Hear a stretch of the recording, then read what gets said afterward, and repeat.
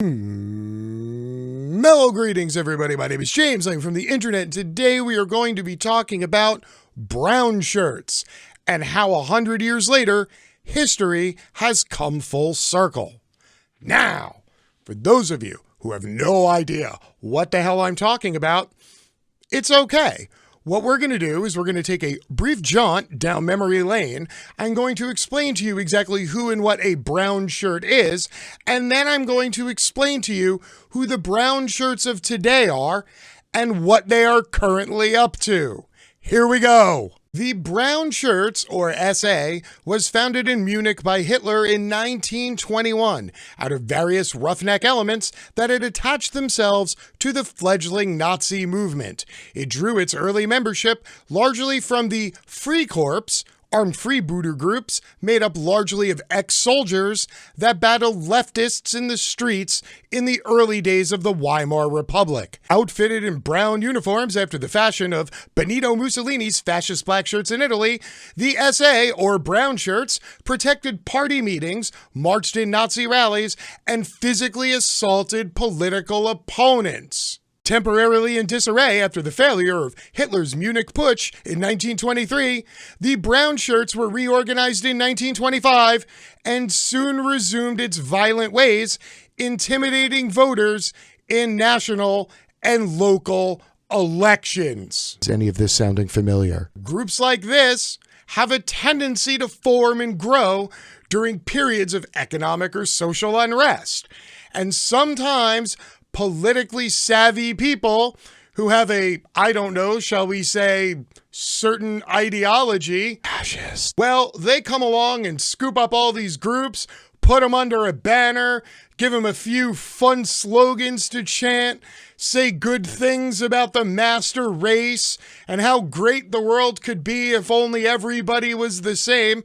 And the next thing you know, fascists. So if you're wondering why I just spent a few minutes explaining to you the history of a bunch of Nazi bootlickers and what that might possibly have to do with today, well, here you go. This is what brown shirts look like now. I'd like to introduce to you my old friend, Joseph Biggs. Who is Joseph Biggs? Ormond Beach man and Proud Boys organizer arrested in Capitol riot?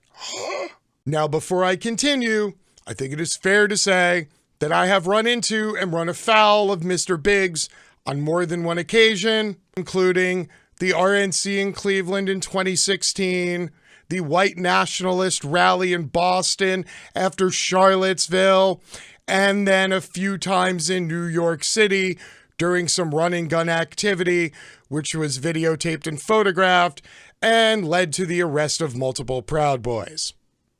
There's your disclaimer. Now, let me tell you about Joe Biggs and his brown shirt. The arrest of Joseph Biggs, who the FBI described as an organizer for the far-right nationalist group the Proud Boys, attracted national headlines as he became among the most high-profile fringe figures to face charges in the U.S. Capitol riot. Biggs, who federal agents said was recorded calling the riot awesome as he stormed the Capitol with a mob of pro-Trump extremists, had in the days before his arrest downplayed his role, telling a British tabloid that he only entered the federal building to use the bathroom. Now, to be fair, Joe is a man of a certain age who does frequently and unexpectedly have to use the bathroom. But even for Joe, this was a pretty thin excuse. Biggs, a former reporter for the conspiracy theorist website InfoWars, has long been a front and center figure among the Proud Boys, having described himself in interviews as a close friend of the group's chairman, Enrique Tarrio, if not officially a leader in the organization.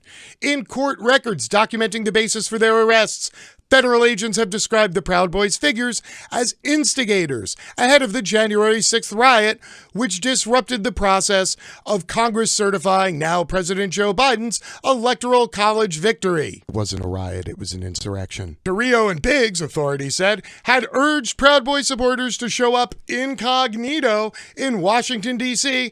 without their typical black and yellow attire. Their brown shirts. Possibly hoping to pass among supporters of the dreaded Antifa, the anti-fascist movement that often clashes with far-right groups. Quote, We're gonna smell like you, move like you, and look like you. The only thing we'll do that's us is think like us. Biggs posted on the social media site Parler. Hey, Joe, you know what anti-fascists don't do? Post their nefarious plans on a website with questionable security days before a planned insurrection. But please, Joe, tell me more about your superior intellect and careful planning that led to your arrest. Biggs, who has described himself as a U.S. Army veteran born and raised in Charlotte, North Carolina, has in recent years featured prominently at flashpoints for the far right in support of now former President Donald Trump and opposition to anti-fascist groups and the Black Lives Matter movement. In August of 2017, he was reportedly among the speakers at a free speech rally of right-wing figures in Boston. Which went ahead despite the infamous Unite the Right rally days earlier that drew white supremacists and neo-Nazis to Charlottesville, Virginia, resulting in violent clashes and 3 deaths. The following year, he was among a slew of right-wing internet personalities spurred by Trump ally Roger Stone, who sprung to action. Biggs vowed on Twitter to help stop radical leftists as Broward County officials were recounting the U.S. Senate race between Rick Scott and Bill Nelson. So hopefully you all now have a decent idea of who Brown Shirt Joe Biggs is before I tell you, cops and fascists get along great together. What a fucking shocker, huh? That's right. Joe Biggs was enlisted by the FBI to inform on the dreaded Antifas. Proud Boys thought leader and organizer Joe Biggs agreed to provide the FBI with information about anti-fascist activities in Florida and elsewhere after an agent contacted him in late July 2020 and arranged to meet at a restaurant, Biggs's lawyer wrote Monday in a court filing. The 2 agents who met with Biggs wanted to know what he was seeing on the ground. Over the next few weeks, Biggs answered an agent's follow-up questions in a series of phone calls. Quote, "They spoke often," added Biggs's attorney, who is petitioning a judge to keep Biggs out of jail pending trial. Well, that is certainly 10 pounds of bullshit stuffed in a 5-pound bag. Allow me to break it down for you. Number 1. Thought leader? Really? That's like naming me the head nutritionist of Antifa, okay? 2, and I want you to listen to this very carefully. The FBI contacted a brown shirt and asked him for information about anti-fascist activities. The FBI concerning itself with anti-fascist activities. Go ahead, take all the time you need with that shit. Did you let that marinate? Can I go on? Cool. And last but not least, Biggs doesn't want to go to jail because he's been working with the FBI. You know, the same way cops don't want to have to go to jail because they're cops and bad things happen to cops on the inside. Joe Biggs, well, he's basically a fucking cop.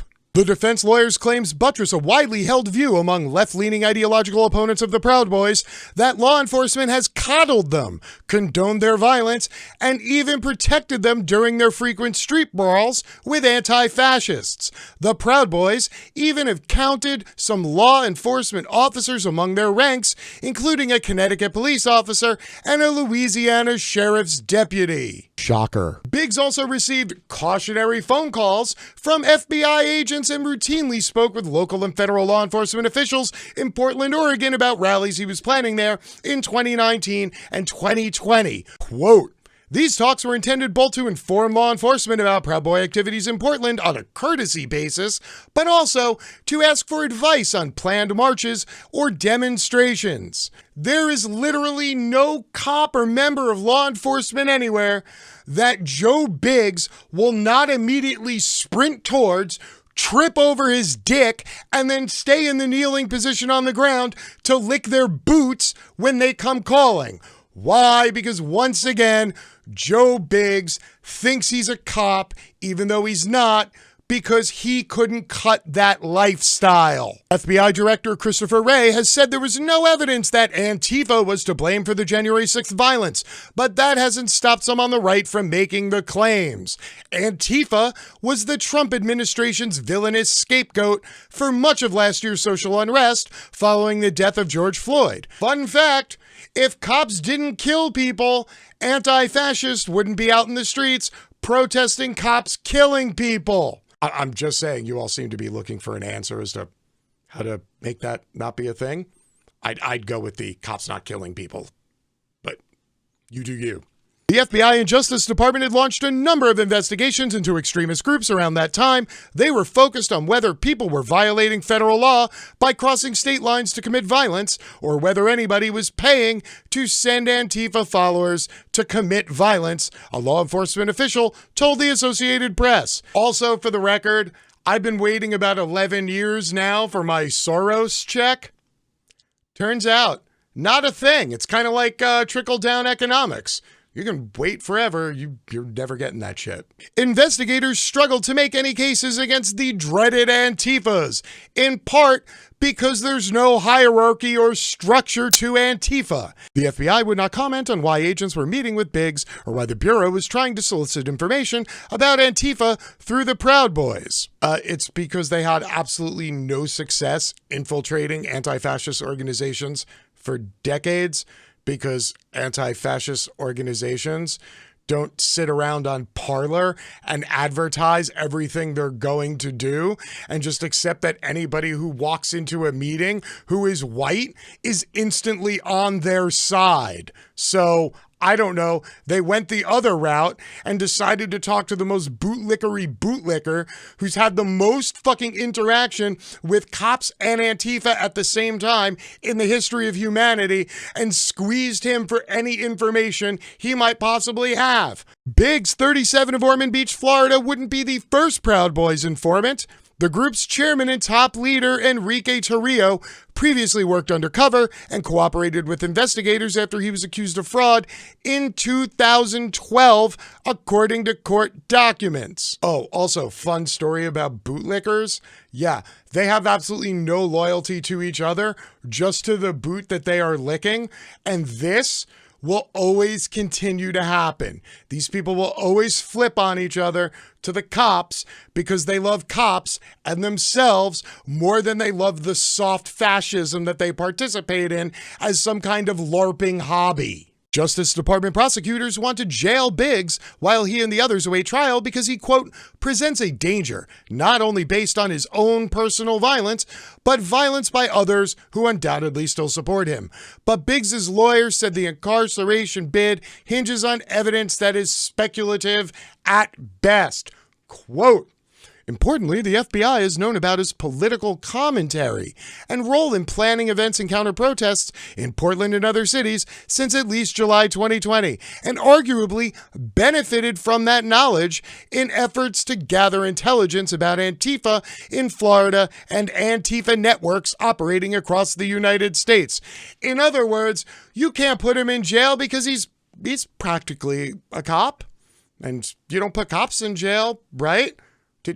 Did we mention he's white too? Now, as I have stated ad nauseum throughout this long series of videos I have produced here for act.tv, I am not a fan of calling everything I don't like fascism and everybody who's mean to me Adolf Hitler. It kind of sort of cheapens those words. And then when actual fascists come about and you go, hey, look, fascists, everybody else is like, oh God, yeah, okay, whatever. But the reality of this situation is that people like Joe Biggs and Enrique Tarrio and the Proud Boys organization and the Oath Keepers and dozens of other militias out there around the country who all peddle in this same ideological zone, these people, they are brown shirts, and they are actively looking for government help so that they can continue fighting with leftists, so they can continue physically intimidating entire areas of the country into acting the way they want by instituting a singular ideology. And in case you are unaware, people who look to institute a single ideology, one that worships the state, along with and in conjunction with the police, those people are fascists. Feel free to go look up the definition of the word, because if you're confused by this, you obviously need a refresher course. Until next time, my name is James. I am from the internet, and I am out. Peace.